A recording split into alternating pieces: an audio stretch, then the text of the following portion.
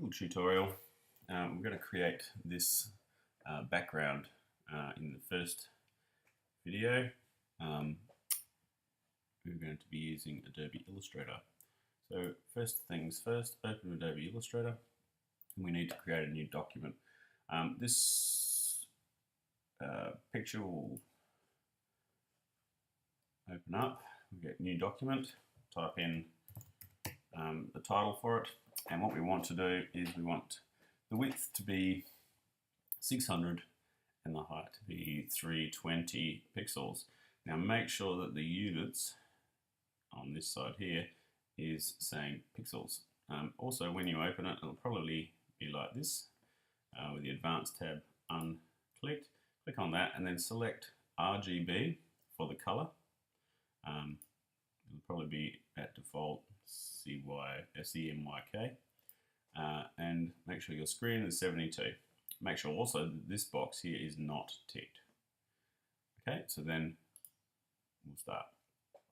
The next thing we want to do, I'll just close a few of these boxes, is open up a few windows. So we want to get the appearance window first, so this one here. We also need the layers window, this one here,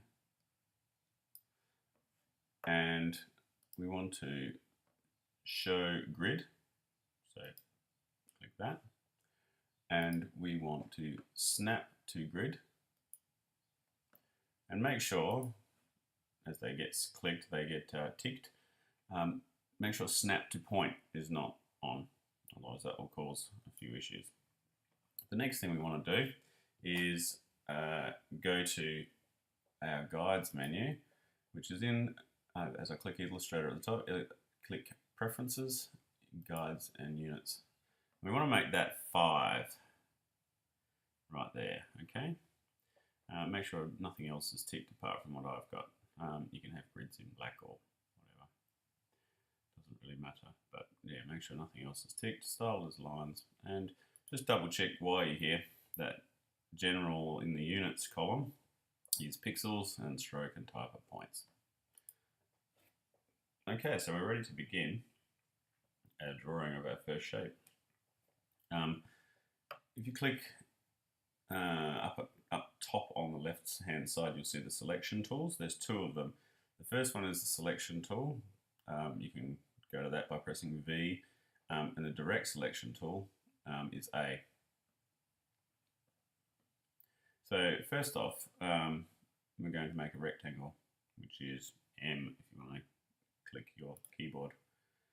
So we click on the rectangle tool and then we click on our space, and what will come up is a width and a height, and we're going to type in 610 for our width, and we're going to type 330 for our height. And that should make, clicking the selection tool, a box or a rectangle that will cover our space by 1 square. Okay, now a few other things we want to do. We want to make sure that the stroke on the outside of the square is not visible, so we want to take that off. You can do it in 2 ways. You can do it by the appearance panel, or you can do it over here. Click on the down arrow and then just select none, which is the little red stroke, and that will give you nothing. The next thing you want to do is select the color for our box. Now to select the color, go down to this little corner here, and this is the fill zone, and the easiest way I've found is to double click on that, and then you'll get a color panel come up. Now make sure all of this has to happen while this box has been selected. Okay, so type in the numbers that you wish in here. So it's 255 for red, 244 for green, and 193. And there we go. So there's our color. Okay, color for our background shape. Now let's have a look at a few other things. we're going to create a new fill. All right. So what you got to do is you go to your appearance box, which we should have opened before, but if you didn't, click on Window and click Appearance, and you open that. Now down in the bottom corner, there is an Add New Fill section. It hasn't got anything written near it, but Add New Fill. So click on that, and then what we want to do is to change the opacity of this fill. So if we click the open little arrow there, we want to change the opacity to 40%. So you can click the downward one and click 40%. Okay. Now on this fill, while we're there, we want to do the gradient. Right, so I'm going to click on gradient and then click on our screen, and that will give us a gradient that will show up. Now we need to change a few things in our gradient, so the easiest way to get that up is to make the gradient panel visible, like so. Now, at the moment it's a linear gradient, so it goes from light through to dark, and you can see that here. If you want to change that gradient, you slide these buttons over. What we want to do is make it a radial gradient, which means it comes out from the center, and that's what we want to do. Now you can also change this radial gradient, but we won't do that quite yet. What we want to do is change though the colors in our gradient from where we start and where we finish. So if you double click on this, you'll get the color come up, but it's black and white. So you click in this top corner and click RGB, and then we can type our colors in. And the colors will be 255 in the top, 244 for the green, and 193 right there. And then do the same to the other side. Double click, go to RGB, still stuck on grayscale, and we'll go 254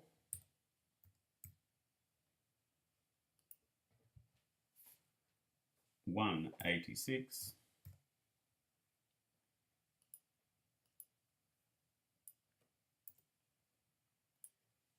and 2. And there we have a lovely gradient that's going from light to dark, looking like our honeycomb. What you can do is move, if you want to, you can move this slider further out and make the gradient bigger or smaller as you wish, the gradient zone. So that's up to you. In the example that I followed, you can make it go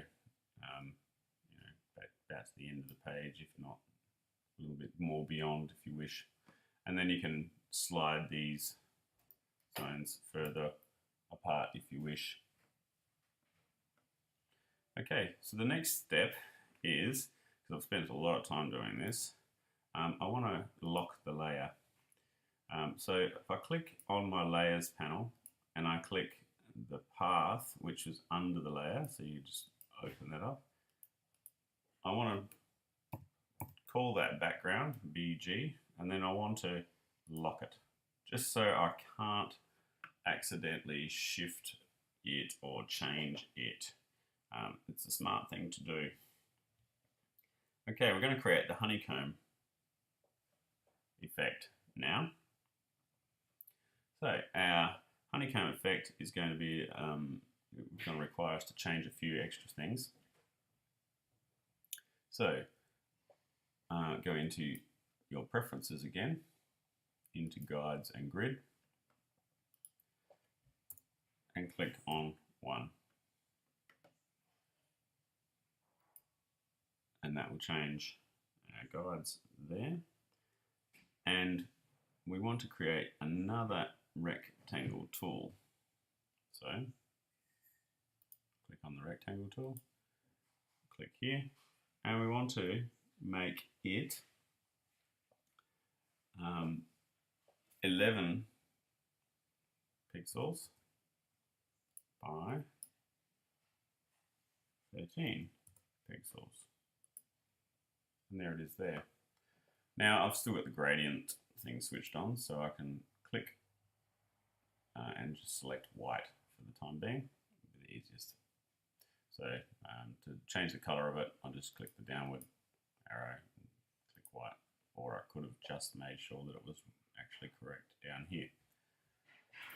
Okay, zoom in on your square.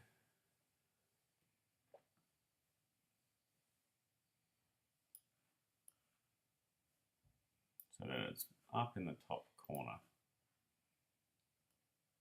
of your page, like so, and let it kind of overhang a little bit.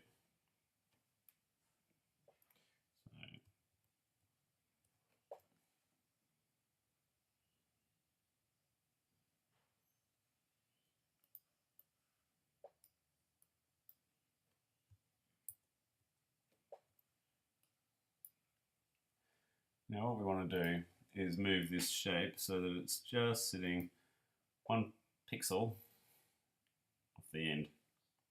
Okay, now we want to change the shape into a hexagonal sort of shape. So first thing we've got to do is make it so that we can move our little parts of the shape. So what we want to do, because it still thinks it's a rectangle, we need to change it a little bit. So go into the object menu, make sure again that it is selected. Go to the object menu and we're going to go to path and we're going to add anchor points, like so. Now it doesn't seem to have added any anchor points, but what it's done is made it so that we can move them. Now go to the direct selection tool. So you click here and then just click elsewhere, so that you're not selecting it, and then you can actually select these anchor points. And we're going to pull the anchor points down. So click on one anchor point and 1, 2, 3, like so. Pull them down 3 on the corners. 1, 2, 3. And then same at the bottom. 1, 2, 3. And on the side. 1, 2, 3, like so, and that is a hexagonal shape. It's looking pretty good. Go into your appearance column again, and we want to make this look like it's a honeycomb. So make sure that this is still selected. So we'll go back to our selection menu, double check that it's selected. And we want to select the fill layer and change its opacity to 35%. 30%, and we'll add 5 to that, like so, 35%. And now we're going to add a stroke, because the stroke isn't actually there. So let's add a stroke. Change that to white, and then we want that to be with the opacity of 60%, like so. Okay, so now we're starting to get this little honeycomb shape, and we need to move that now so that it's going to fit with our space. So just make sure that it is aligned with the inside.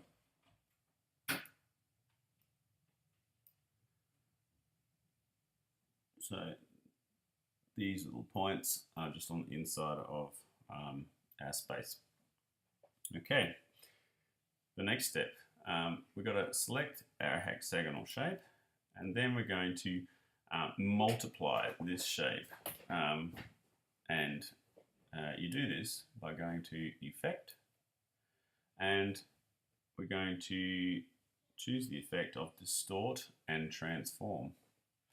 So distort and transform, and then click transform. then you'll get this little screen up. Now what this little screen does is it tells you that we want to multiply the shape and how many times we want to multiply it across the spaces. So the first one we're going to do, we want to make it move across, because multiplying it and not moving it won't do much. 13 pixels across, which basically just makes one new shape, and then we're going to make 46 copies of it. So I've typed in 46 down on the bottom here, and then we're going to go OK. And what we'll notice is that we have 46 copies of our shape go across our space. Now we need to do it again. So go to your effect and go to your transform effect. Where is that? Transform, distort and transform, transform. Now you get this little thing come up. You can choose not to show it again, but we're going to apply a new effect on top of it. And so this time we're going to make it move 6.5 and 11.5.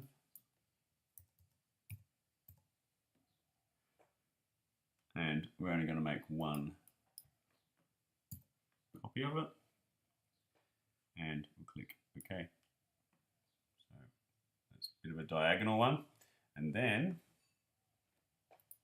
one more, distort and transform, transform, apply a new effect, and then this time we're going to just effect the vertical of this to 23, and we're going to make 14 copies and click OK, like so.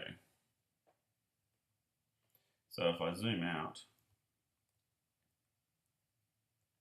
I can see we've got this really cool honeycomb effect in the background. And if I wanted to, I can go back in if I'm like not happy with the colors, or if I want the colors in the background darker or lighter, I can go back and effect those things. One smart thing to do is to also make this so you can't change it. So click on the padlock and lock that little layer path. It's also smart to give it a name so that you know after a while you get a fair few of these, and after a while you can lose which layer you're changing. To change the layer you need to click on it. So the object on the layer, to change it you need to click on it. If you padlock it, it'll be there, and if you get these little eyeballs you can remove that effect. So see it, don't see it. Does that make sense? Good. Yeah. The next tutorial is to continue and create some brushes. So we'll see you there.